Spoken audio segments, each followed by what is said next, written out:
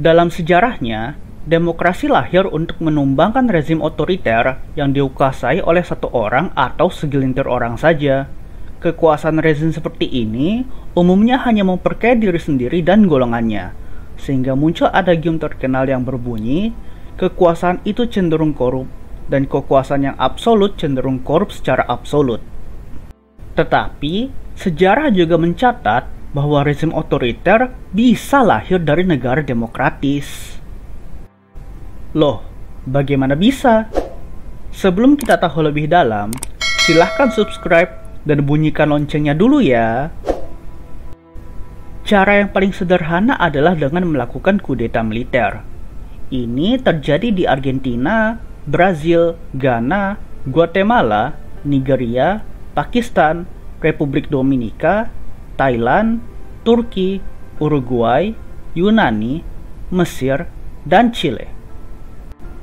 Di Chile, Jenderal Augusto Pinochet memerintahkan pesawat tempur untuk menjatuhkan bom ke istana Presiden La Moneda pada tanggal 11 September 1973. Presiden Chile terpilih, Salvador Allende, tewas pada serangan tersebut.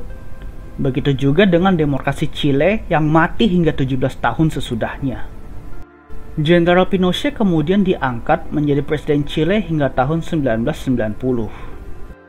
Selama berkuasa, Jenderal Pinochet dituduh melakukan pelanggaran hak-hak asasi manusia, penipuan pajak, penggelapan uang, dan mengumpulkan harta kekayaan pribadi hingga puluhan juta dolar. Cara lain lahirnya rezim otoriter di negara demokratis adalah melalui proses demokrasi itu sendiri, yaitu pemilihan umum. Cara ini memang kurang dramatis jika dibandingkan dengan kudeta militer, tapi dampaknya sama-sama mematikan demokrasi. Ini yang terjadi di Jerman, Georgia, Hungaria, Nicaragua, Peru, Filipina, Polandia, Rusia, Sri Lanka, dan Ukraina. Di Jerman, Hitler adalah calon presiden yang dikalahkan oleh Paul von Hindenburg pada pemilihan presiden tahun 1932.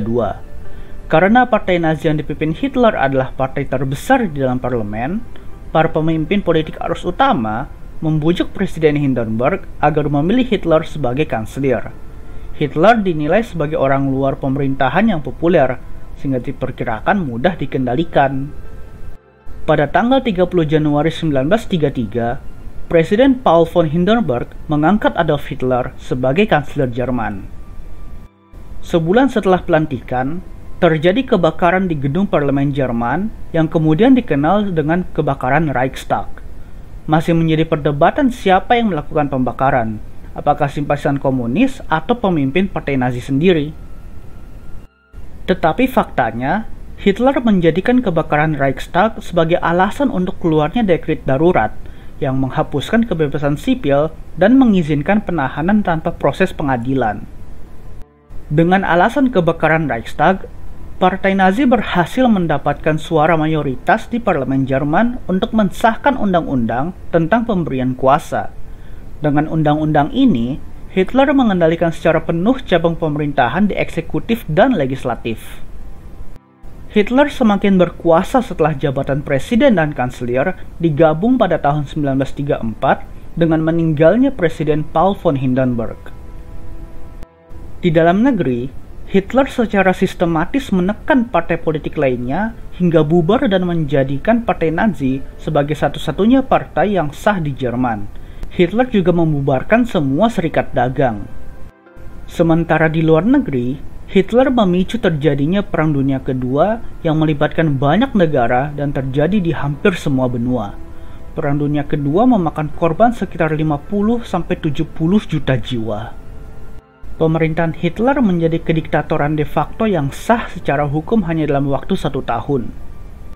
Cara yang sama menghadirkan rezim otoriter di negara demokratis dilakukan oleh Hugo Chavez di Venezuela. Bedanya dengan Hitler, proses yang dilakukan oleh Chavez memakan waktu lebih lama, hingga 5 tahun. Chavez terpilih menjadi presiden Venezuela pada tahun 1998 melalui pemilihan umum. Namun, baru melakukan langkah-langkah awal maju rezim otoriter tahun 2003.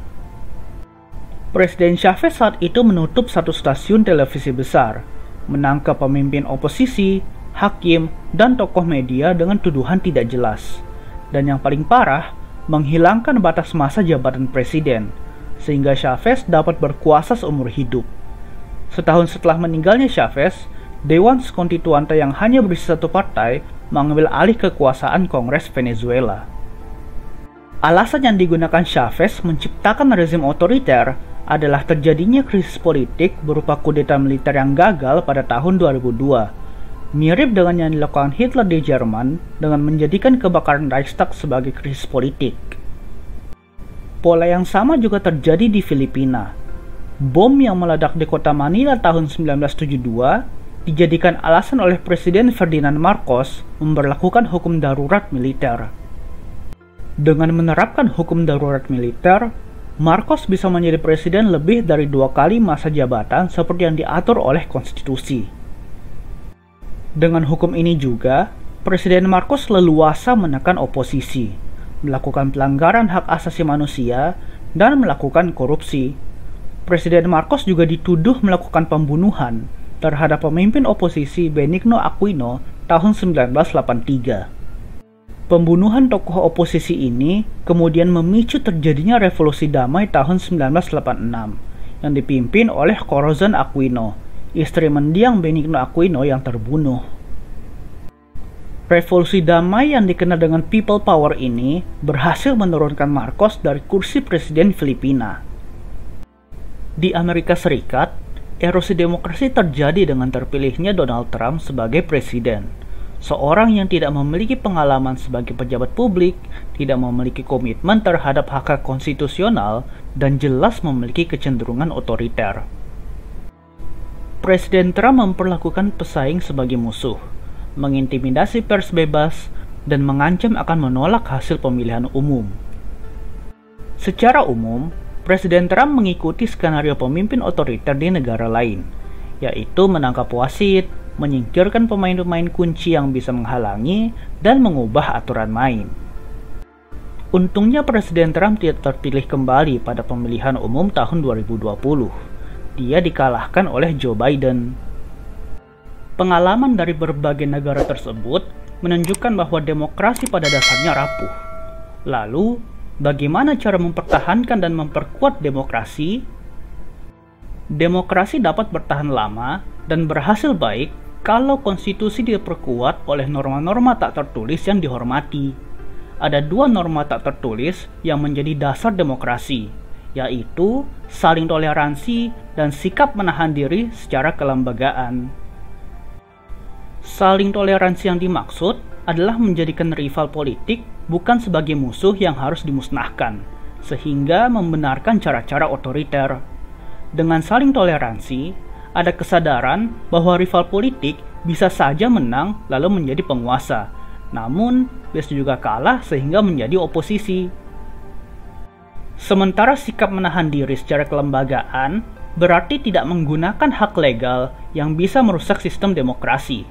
Sebagai contoh, sebelum tahun 1951, tidak ada pasal dalam Konstitusi Amerika Serikat yang membatasi masa jabatan presiden hanya 2 periode, kecuali untuk jabatan Presiden Franklin D. Roosevelt yang menjabat selama 4 periode dari tahun 1933 hingga 1945 karena memang situasi Perang Dunia Kedua yang sedang berkecamuk. Faktanya, semua Presiden Amerika Serikat selalu menahan diri untuk tidak maju pada pemilihan presiden periode ketiga, meskipun mereka memiliki hak legal untuk maju. Ringkasnya, kombinasi antara konstitusi tertulis dan praktek aturan tak tertulis menjadi syarat demokrasi berjalan baik. Dengan kombinasi ini, tidak ada satu pemimpin politik yang bisa mengakhiri suatu demokrasi. Demikian juga, tidak ada satu pemimpin yang bisa menyelamatkan suatu demokrasi. Karena demokrasi adalah usaha bersama yang nasibnya tergantung pada kita semua. Begitulah demokrasi mati di negara demokratis dan cara mempertahankannya. Bagaimana dengan demokrasi di Indonesia? Sayangnya, buku berjudul How Democracies Die tidak menyebut Indonesia sebagai studi kasus. Buku ini ditulis oleh 2 profesor dari Universitas Harvard, yaitu Stephen Levitsky dan Daniel Ziblatt. Buku ini pernah viral di media sosial saat Gubernur DKI Jakarta Anies Baswedan memposting fotonya sedang membaca buku tersebut. Jika Anda punya masukan tentang demokrasi di Indonesia, silahkan tulis di kolom komentar di bawah ini, dan jangan lupa subscribe. Terima kasih telah menonton video ini sampai akhir. Jangan lupa subscribe untuk mendapatkan video-video menarik lainnya.